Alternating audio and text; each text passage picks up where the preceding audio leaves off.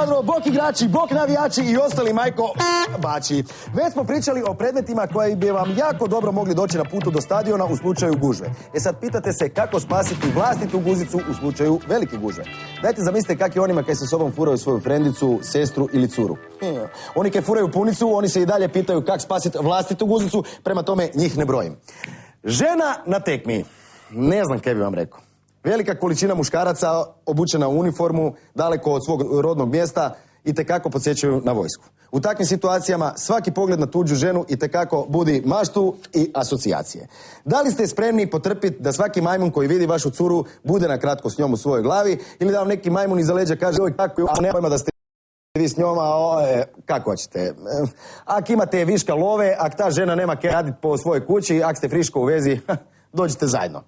Ukoliko su cure ili žene iz protivničkog tabora agresivne, iako niste primitivac koji inače tuče žene, barem ne izvan kuće, obračunajte se s njima muški. Udarajte žene tamo gdje su one najslabije. A žene su slabe na frajere, lovu, aute i bunde.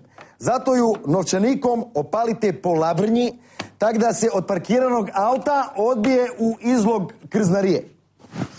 Ali izbjegavajte takve susrete. Ruske, ukrajinske pa i švedske navijačice mogu itekako biti gostoljubive. Joj, kudo da smo mi, ali to vam je tak kad pričamo o ženama.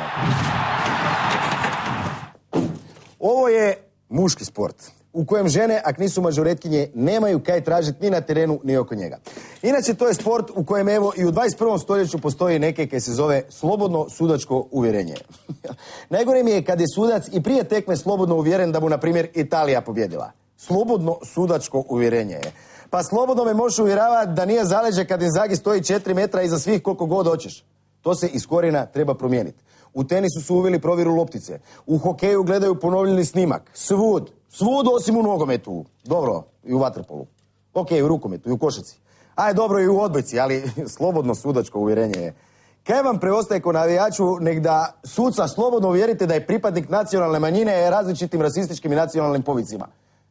Uzvici i povici su vrlo važni. Nije slučajno da, recimo, Mamiću uvijek viču cigane, Čiri uvijek pederu, Štimcu uvijek odlazi, a Lavanji bac cicu da se igramo. Sve to ima svoje. No, kad nas već sudac slobodno uvjerava, a sve to potvrđuju i njegova dva kretena frenda uz out liniju, uvjerimo ih da nisu u pravu. Zato kovanice kuna nikad ne mijenjate za eure.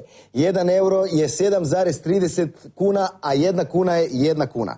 Kovanica od 5 kuna nije 1 euro, a na digitalnoj vagi teži 0,008 kilograma.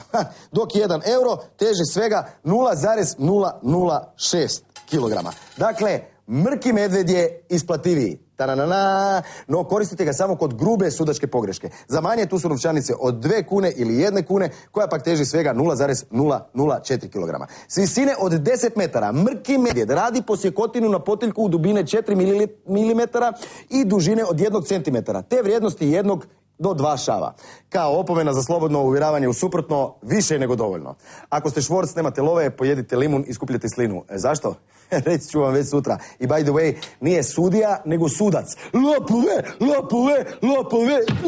Do Ivanđenja.